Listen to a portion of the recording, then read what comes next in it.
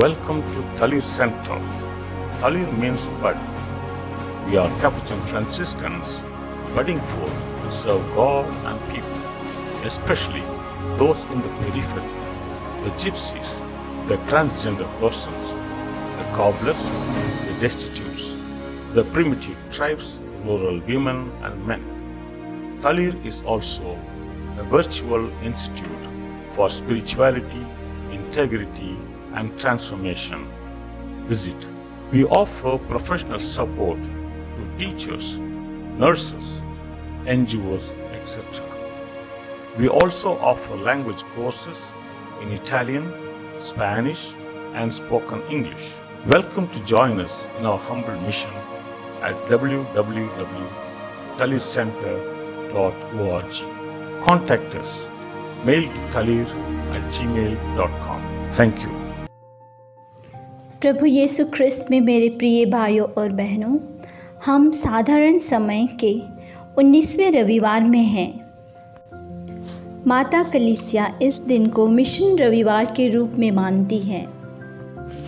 आज अंतर्राष्ट्रीय गरीबी उन्मूलन दिवस भी है।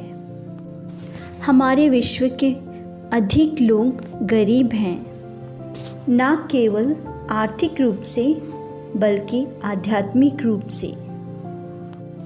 आज मिशन संडे के दिन माता कलीसिया हमें हमारे कलीसिया के उद्देश्य को याद दिलाती है। कलीसिया का मुख्य उद्देश्य मिशन कार्य है जिसे प्रभु यीशु ने हमें सौंपा है। प्रभु यीशु ने हमें सुसमाचार की घोषणा करने की जिम्मेदारी दी है। प्रभु यीशु ने हमें सुसमाचार की घोषणा करने की जिम्मेदारी दी है। आज दुनिया सफलता की ओर भाग रही है। हम जीवन में सफल होना चाहते हैं। यह कुछ गलत बात नहीं है, लेकिन यह वास्तविक सफलता क्या है? संत यूहन्ना और याकूब जीवन में सफलता प्राप्त करना चाहते थे। उन्होंने सोचा, स्वर्ग राज्य में प्रभु यीशु के बगल में एक सीट पाना, इससे अधिक सफलता क्या हो सकती है? अगर यही सफलता है तो दूसरे शिष्य असफल हैं। दुनिया भी इसे ही सफलता मानती है। जब एक व्यक्ति दूसरों को हराकर आगे बढ़ता है तो वह अपने आप को सफल मानता है। लेकिन इसका परिणाम क्या है? इसका परिणाम झगड़ा, लड़ाई, ईर्ष्या, घृणा और युद्ध होता है। लेकिन प्रभु यीशु हमें आज सफलता का अर्थ सिखाते हैं। जब एक व्यक्ति परमेश्वर की योजना को समझता है और उसे अपने जीवन में पूरा करता है, तभी उसे सच्ची सफलता मिलती है। हम सबों के लिए परमेश्वर की योजना है। वह चाहते हैं कि हम उसकी योजना को पूरा करें। लेकिन परमेश्वर हम पर अपनी योजना नहीं थोपते हैं।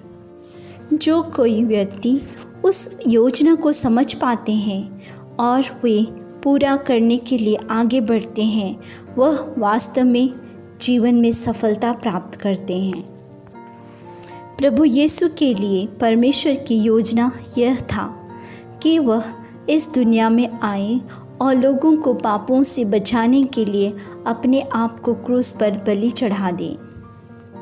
प्रभु यीशु परमेश्वर की योजना को जानता था। उसने उस योजना को पूरा किया। वह इस दुनिया में सेवा करने आया था और वह इसके बारे में बहुत स्पष्ट था। पहला पाठ नबी इसायास के ग्रंथ उस पीड़ित सेवक की बात बताता है जो इस जगत के पापों के प्रायश्चित के लिए अपना प्राण दे देगा। वह पीड़ित सेवक कोई और नहीं बल्कि प्रभु यीशु मसीह हैं। उन्होंने अपने जीवन के मिशन को सटीकता के साथ पूरा किया। यीशु अपने शिष्यों को यही पाठ पढ़ाते हैं कि सफल होने के लिए परमेश्वर की योजना को समझने की आवश्यकता है। हमें ईश्वर, हमारे पड़ोसी और अपने आप के प्रति एक अच्छी सोच होना चाहिए।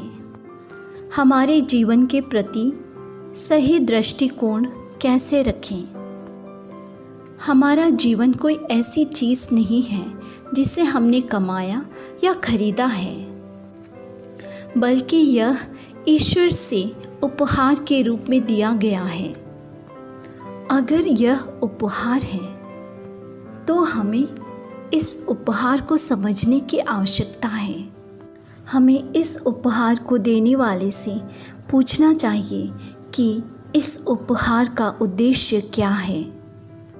इस तरह हम इस उपहार को देने वाले की आदर करते हैं और उसके प्रति आभारी हैं।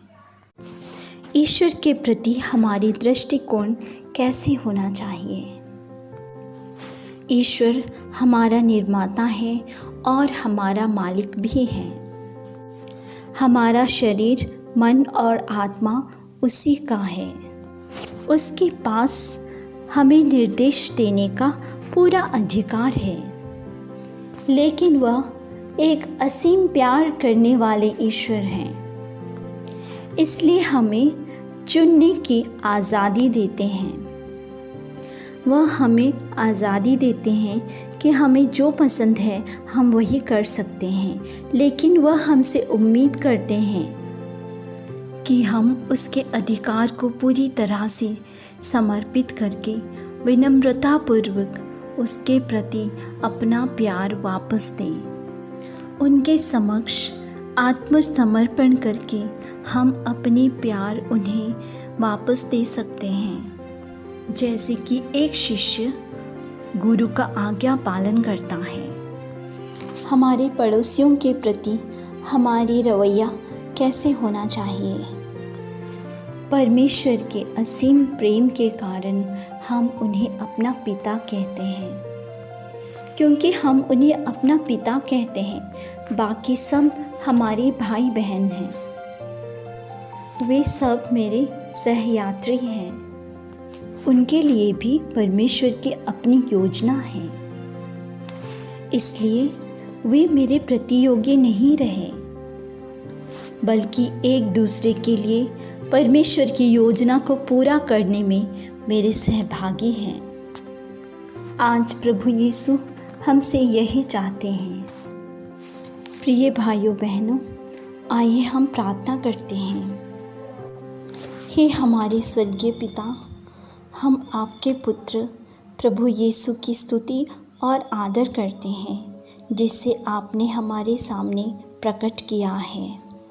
हमें कृपा दीजिए कि आपकी योजना को हम अपने जीवन में समझ सकें और उसे पूरी करने की कोशिश करें, जैसे कि प्रभु यीशु ने हमें सिखाया है।